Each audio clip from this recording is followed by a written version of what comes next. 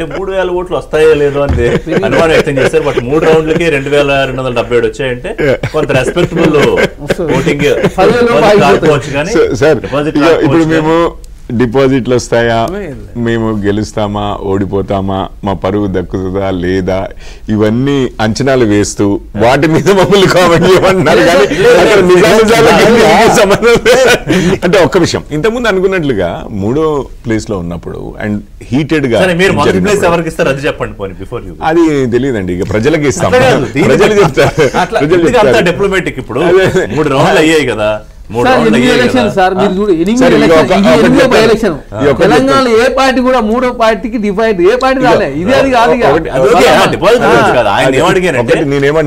BJP కావద్దు, కిషోర్ రెడ్డి గారు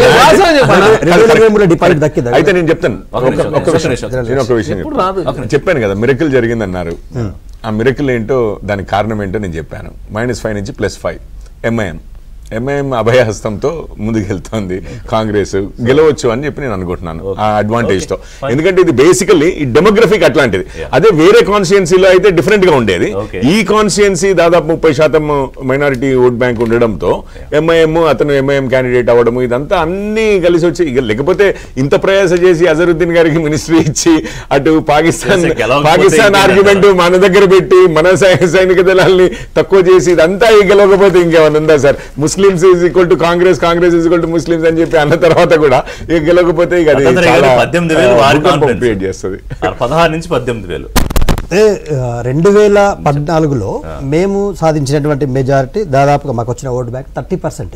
అయినా మేము విజయం సాధించాము. ఆయన టీడీపీ పార్టీతో విజయం సాధించిండు. అప్పుడు తెలంగాణ రాష్ట్రం ఏర్పాటైన సంవత్సరం. సో 2018లో మా నాయకుడికి వచ్చినటువంటి ఓట్లు 34%. ఒక 4% గెయిన్ తోటి ఆయన 15,000 ఓట్లకు తీసుకున్నాడు.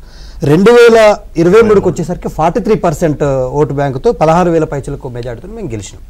మేమేం విశ్వసిస్తా ఉన్నామంటే ఇప్పుడున్న పరిస్థితిలో అధికార పార్టీకి కొంత ఎక్కడైనా కూడా ఎలక్షన్స్ లో ఎడ్జ్ ఉంటుంది. మనం కంటోన్మెంట్ ఎలక్షన్ లో అంత ఉన్నా కూడా మా పార్టీ, మా కేటీఆర్ గారు చాలా ప్రెస్టేజ్ గా తీసుకొని మాగంటి గోపీనాథ్ గారికి, జూబ్లీహిల్స్ నియోజకవర్గానికి ఈ 3 ఎన్నికలలో ఉన్నటువంటి అవినాభావ సంబంధం, ఆ నియోజకవర్గంలో ఆయన చేసినటువంటి డెవలప్మెంట్, ప్లస్ వాళ్ళ కుటుంబం, ఈవెన్ దో సునీత గారు కూడా ఆ నియోజకవర్గంలో ఉన్న ప్రతి కార్పొరేటర్లను పేర్లు పెట్టి పిలవడం అని ఆయన బతుకున్నప్పటి నుంచి కూడా వారికి సత్సంబంధాలు.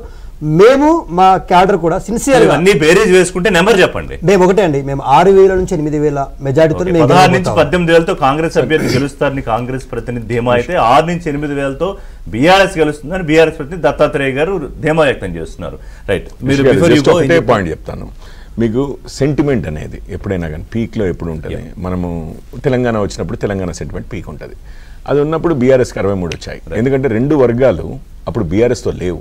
ఒకటి ఎంఐఎం, ఎందుకంటే వాళ్ళు రాయల తెలంగాణ అన్నారు, అసలు విభజనకు ఎగెయిన్స్ట్గా ఉండే ఓఐసీ బ్రదర్స్. రెండవది, అంతకుముందు ఆంధ్ర ప్రజలు ఎవరైతే, అంటే ఆంధ్ర మూలాలు ఉన్నవారు ఎవరైతే తెలంగాణలో ఉన్నారో వారికి ఇష్టం లేదు తెలంగాణ ఏర్పడడం, అంటే రాష్ట్రం విడిపోవడం. సో వారు బీఆర్ఎస్లో లేరు, 63 అయింది. కానీ నెక్స్ట్ ఎలక్షన్కి వచ్చేసరికి 18లో వీరిద్దరిని తమ వైపు తిప్పుకున్నారు, 88 గెలిచారు.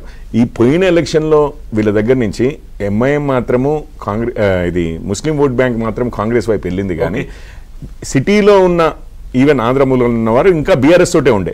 ఈ election will tell you MIM అది సిమెంట్ అయిపోయిందా, అట్లాగే సెటిలర్స్ అని అంటున్నారు. ఇక ఆ పదం నేను ఇష్టం లేక ఇది అంటున్నాను. ఇది కూడా ఇప్పుడు దుర్గాప్రసాద్ గారు చెప్పినట్లుగా కాంగ్రెస్ కి షిఫ్ట్ అయింది అని అంటే ఇక బీఆర్ఎస్ మాత్రం ఖాళీ అయినట్లే. సో మొత్తం మీద 3 రౌండ్లు అయ్యేటప్పుడు కాంగ్రెస్ అభ్యర్థి నవీన్ యాదవ్ క్లియర్ లీడింగ్ లో కనిపిస్తున్నారు. 16 నుంచి 18,000 మెజారిటీ కాంగ్రెస్ ఎక్స్పెక్ట్ చేస్తోంది.